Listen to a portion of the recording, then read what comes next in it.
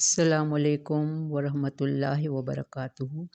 رب اشرح لی صدری ویسر لی امری واحلل عقدۃ من لسانی یفقہوا قولی۔ رب زدنی علما، اللہم فقہنا فی الدین، اللہم توفیقی الا باللہ، اللہم انی اسألک علما نافعا ورزقا طیبا وعملا متقبلا، آمین الہی آمین۔ اللہم صلی علی محمد وعلی آل محمد کما صلیت علی ابراہیم وعلی آل ابراہیم انک حمید مجید۔ اللہم بارک علی محمد وعلی آل محمد کما بارکت علی ابراہیم وعلی آل ابراہیم انک حمید مجید۔ جیسا کہ ہم قرآن پڑھتے ہیں، حدیث سنت سب کچھ پڑھتے ہیں، وظیفے کرتے ہیں، لیکن ہمارا توجہ اللہ کے ان 99 ناموں کی طرف کم جاتا ہے۔ میں نے خود اس کا مشاہدہ کیا ہے کہ لوگ اللہ کے 90 نام کم پڑھتے ہیں، اس کو یاد بھی نہیں کرتے۔ تو خصوصی اللہ کے ناموں کے ذریعے دعا مانگنا اللہ کے خوبصورت نام ہیں۔ نام پڑھنے سے اللہ کی محبت آتی ہے۔ جب بھی ہم اللہ کے 99 نام پڑھیں تو ہمیں ان کی مفہوم آنا چاہیے، تاکہ ہمیں پتہ چلے کہ اللہ کی کیا کیا صفات ہیں۔ حسنی احسن کی تانیث ہے۔ اللہ کے ان اچھے ناموں سے مراد اللہ کے وہ نام ہیں جن سے ان کی مختلف صفات، اس کی عظمت و جلالت، اس کی قدرت و طاقت کا اظہار ہوتا ہے۔ حدیث میں ان کی تعداد 99 یعنی 100 سے ایک کم بتائی گئی ہے۔ فرمایا گیا ہے جو ان کو شمار کرے گا، شمار کا مقصد ہے یعنی جو شمار کرے گا وہ جنت میں داخل ہوگا۔ اللہ تعالیٰ طاق ہے، طاق کو پسند فرماتا ہے، یعنی اللہ چاہتا تو 100 نام بھی رکھ سکتا تھا، لیکن یہاں اللہ نے ایک کم کیا ہے۔ طاق کو پسند کرتا ہے، واحد کو، وتر کو پسند کرتا ہے۔ یہاں شمار کرنے کا مطلب ہے کہ اللہ کے ناموں پر ایمان لانا، ان کو گننا، انہیں ایک ایک کر کے بطور تبرک اخلاص کے ساتھ پڑھنا، یا ان کا حفظ، ان کی معنی جاننا، میننگ جاننا، ان سے ان کو متصف کرنا۔ تو یہ ساری روایات ہیں، تو ہمیں اس کی طرف خاص دھیان دینا چاہیے کہ ہم اپنے روزانہ کے وظائف میں اللہ کے 99 نام پڑھیں، ان کو سمجھیں، ان پر عمل کریں کہ اللہ تعالیٰ کے صفات میں کیا کیا ہیں۔ غفور الرحیم تو ہم اکثر پڑھتے ہیں، ودود بھی پڑھتے ہیں، تو اور بہت ساری صفات ہیں اس۔ تو آج ہم اس کو اچھی طرح ایکسپلین کریں گے۔ پہلے تجوید اسٹارٹ کر رہے ہیں۔ سورت ہماری الاعراف ہے، آیت نمبر 180 اعوذ باللہ من الشیطان الرجیم، بسم اللہ الرحمن الرحیم، وَلِلَّهِ الْأَسْمَاءُ الْحُسْنَىٰ فَادْعُوهُ بِهَا وَذَرُوا الَّذِينَ يُلْحِدُونَ فِي أَسْمَائِهِ سَيُجْزَوْنَ مَا كَانُوا يَعْمَلُونَ۔ وَمِمَّنْ خَلَقْنَا أُمَّةٌ يَهْدُونَ بِالْحَقِّ وَبِهِ يَعْدِلُونَ۔ وَالَّذِينَ كَذَّبُوا بِآيَاتِنَا سنستدرجهم من حيث لا يعلمون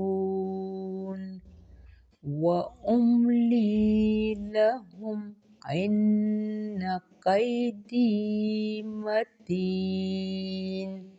بارک اللہ فی۔ ہم یہاں اسٹاپ کر رہے ہیں، آگے نیا موضوع ہے، اس کو الگ ایکسپلین کریں گے۔ تو ہم آج سیکھیں گے کہ اللہ کے 99 نام میں کیا کیا خاصیت ہے۔ آج خاص آیت ہے وَلِلَّهِ الْأَسْمَاءُ الْحُسْنَى، اور اللہ کے لیے ہے نام اچھے اچھے، اچھے واقعی اچھے نام ہیں۔ ہم جب ہمارے اپنے بچوں پر یہ نام رکھتے ہیں تو ان کو جب پیار سے بلاتے ہیں تو ہمیں بہت اچھا لگتا ہے۔ جب بھی اپنے بچوں کے نام رکھیں ان اللہ کی صفات کے ناموں میں سے، تو کبھی بھی ان کی بے حرمتی بھی نہ کریں، بلکہ جب بھی ان بچوں کا نام لیں تو ان کو محبت عزت سے نوازیں، عزت کے ساتھ بلائیں، کبھی ان کو گالی گلوچ سے بھی نہ بلائیں، یہ بھی گناہ میں شمار ہوتا ہے کیونکہ یہ اللہ کے نام ہیں۔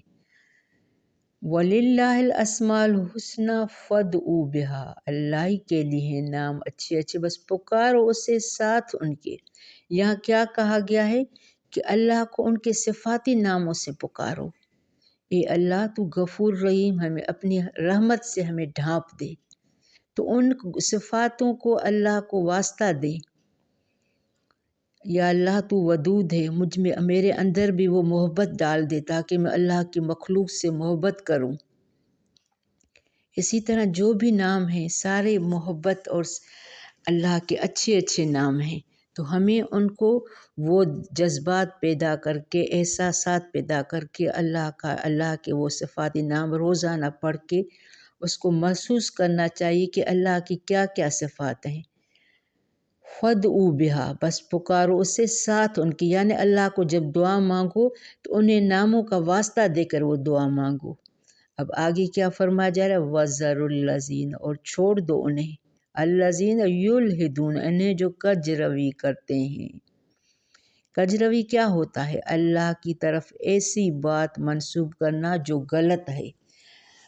الحاد کے معنی ہے کسی ایک طرف مائل ہونا، اسی سے لحد ہے جو اس قبر کو کہا جاتا ہے جو ایک طرف بنائی جاتی ہے۔ دین میں الحاد اختیار کرنے کا مطلب کج روی اور گمراہی اختیار کرنا ہے۔ اللہ تعالیٰ کے ناموں میں الحاد کج روی کی 3 صورتیں ہیں۔ اللہ تعالیٰ کے ناموں میں تبدیلی کر دی جائے جیسے مشرکین نے کیا، مثلاً اللہ کے ذاتی نام سے اپنے ایک بت کا نام لات اور اس کے صفاتی ناموں عزیز سے عزا بنا لیا، یا اللہ کے ناموں میں اپنی طرف سے اضافے کر لینا جس کا حکم اللہ نے نہیں دیا ہے، یعنی اگر 99 نام ہیں تو اپنی طرف سے اضافہ نہیں کرو۔ اس کے ناموں میں کمی کر دی جائے، مثلاً اسے کسی ایک ہی مخصوص نام سے پکارا جائے، دوسرے صفاتی ناموں سے پکارنے کو برا سمجھا جائے۔ ہاں ہم یہ کرتے ہیں، اللہ کو صرف اللہ کر کے بلاتے ہیں۔ یہاں کیا بتایا جا رہا ہے؟ الحاج کجروی کا کیا معنی ہے کہ اللہ کو مخصوص ایک نام سے نہیں پکارو۔ اللہ نے اگر اپنے 99 نام بتائے ہیں تو ان کو انہی ناموں سے پکارو۔ ناموں میں الحاد کی ایک صورت یہ بھی ہے کہ ان میں تعویل اور تعطیل یا تشبیہ سے کام لینا، تو یہ بھی غلط ہے۔ ہم نے کیا سیکھا کہ اللہ کے اچھے اچھے ناموں، انہی ناموں سے اللہ کو پکارو، اور وہ جو بھی پکارو آپ کو اس کی میننگ آنی چاہیے کہ اللہ کی اس کی صفت کی کیا معنی ہے۔ فی اسمائہ، اس کے ناموں سَیُجْزَوْنَ مَا كَانُوا يَعْمَلُونَ، ان قریب وہ بدلہ دیے جائیں گے اس کا جو تھے وہ عمل کرتے۔ یعنی وہ جو برا الحاج کج روی کرتے تھے اللہ کے ناموں میں، ان لوگوں کو ان کے کیے کی سزا ضرور ملے گی، اور جو اچھی بات کرتے ہیں، اچھے ناموں کی اچھی عزت کرتے ہیں، محبت سے پکارتے ہیں، اس سے ان ناموں کے ساتھ دعا مانگتے ہیں تو ان کا بھی ان کو اجر ملے گا۔ یہاں کیا آئے ہے؟ سَيُجْزَوْنَ مَا كَانُوا يَعْمَلُونَ، ان قریب وہ بدلہ دیے جائیں گے اس کا جو تھے وہ عمل کرتے۔ تو ہمیں غفلت سے نکلنا ہے۔ غفلت سے نکلنے کا ذریعہ کیا ہے؟ اللہ کے مختلف ناموں کو اللہ کو پکار کے مختلف ناموں کے ساتھ۔ وَمِمَّنْ خَلَقْنَا، اور ان میں سے جنہیں پیدا کیا ہم نے، اُمَّةٌ، ایک گروہ ہے، یہدون بالحق، وہ رہنمائی کرتے ہیں ساتھ حق کی، وَبِهِ یعدلون، اور ساتھ اسی کے وہ عمل عدل کرتے ہیں۔ یہ اللہ نے یہ آپ صلی اللہ علیہ وآلہ وسلم نے پہلے ہی پیشین گوئی کر دی تھی کہ میری امت کا ایک گروہ ایسا رہے گا جو حق کے ساتھ فیصلہ کرے گا، حق پر ہوگا۔ یہ پیشین گوئی پہلے ہو چکی ہے کہ آپ صلی اللہ علیہ وآلہ وسلم کی امت میں سے 73 گروہ ہوں گی، لیکن اس میں ایک گروہ حق پر ہوگا جو حوض کوثر کا پانی پیے گا، جو جنت میں جائے گا۔ تو اسی لیے ہمیں اپنا محاسبہ بھی کرنا ہے کہ ہم کس گروہ میں شامل ہیں۔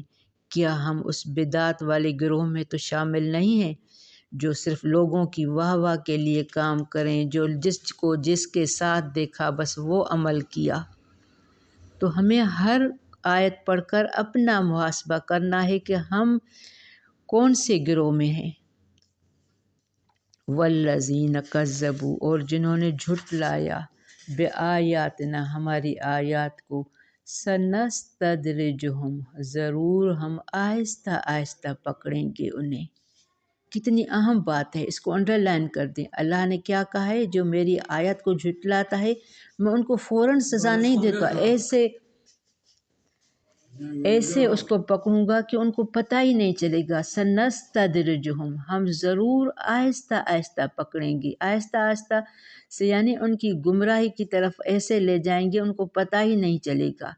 سنستدرجہم من حیث لا یعلمون، جہاں سے نہیں وہ علم رکھتے، ان کو پتہ ہی نہیں چلے گا کہ مجھ سے کیا غلطی ہو گئی، میں کس طرح اس مصیبت میں پھنس گیا ہوں۔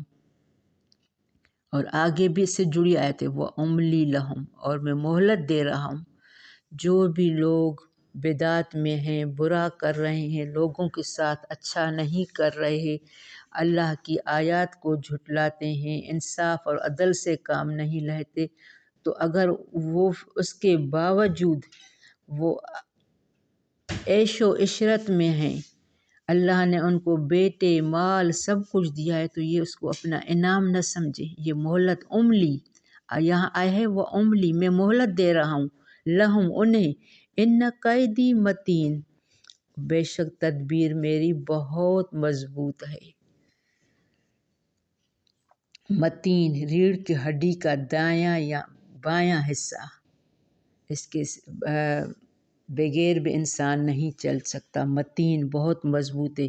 تو یہ بھی ذہن میں رکھیں کہ اللہ اگر ڈھیل دے رہا ہے تو اس کو اللہ ایک دن پکڑ بھی سکتا ہے۔